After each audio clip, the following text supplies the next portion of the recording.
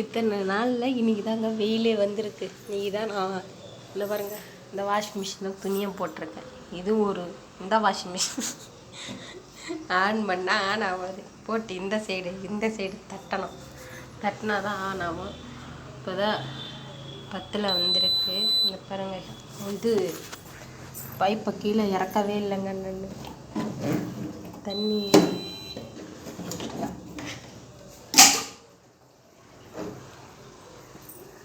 Of பண்ணிவிட்டு போடணும். Of பண்ணிவிட்டு போட்டால் தான் போகும். பைப்பு இறக்கவே இல்லை, அப்படியே விட்டோன்னா தண்ணி. இன்றைக்கி தாங்க எங்களுக்கு வெயில் வருது, ஒரே ஜாலியாக இருக்குது. இப்படியே வாங்க. இன்றைக்கி இது பச்சடி சொல்லுவோம் நாங்கள். பச்சை மிளகாய், தக்காளி, வெங்காயம், பூண்டு, கொஞ்சமாக மஞ்சள் தூள் போட்டாலும் போட்டுக்கலாம், இல்லைன்னா இல்லை. உப்பு, எண்ணெய், தண்ணி ஊற்றி நல்லா கொதிக்க வச்சிடணும். நல்லா சுண்டுனோன்னா மற்ற போட்டு கடைஞ்சிடணும். இது இங்கே சுண்டல் வேக வச்சுருந்தேன். சாப்பாடு இவ்வளோதான் இருக்குதுன்னு பார்க்காதீங்க. நான் மட்டும்தான், எங்கள் வீட்டுக்கு வரலை.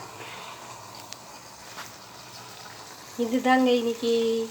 இந்த பாருங்கள், இந்த மாதிரி எத்தனை பேர் செஞ்சு சாப்பிட்டுருக்கீங்கன்ட்டு கமெண்ட் பண்ணுங்க.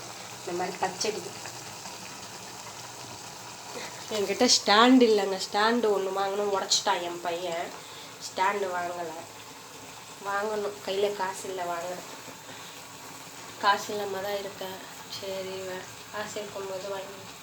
ரொம்ப கஷ்டங்க, வீட்டில் வாங்க முடியல. அப்போ 200 கொடுத்து ஒரு ஸ்டாண்டு, 200 கொடுத்து ஒரு ஸ்டாண்டு வாங்கினேன்.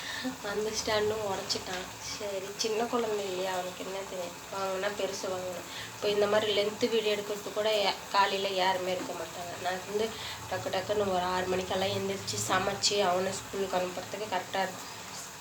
ஃபோன் வைக்கிறதுக்கு எங்கேயுமே இங்கே இடமே இல்லை. பார்த்தீங்களா, ஸ்டாண்டு வாங்கணும். ஸ்டாண்டு வாங்கினாலே எனக்கு கொஞ்சமாக இதுவாக இருக்கும். இனிமேல் லென்த்து வீடியோ போடணும். நானும் கேட்டிருக்கேன்.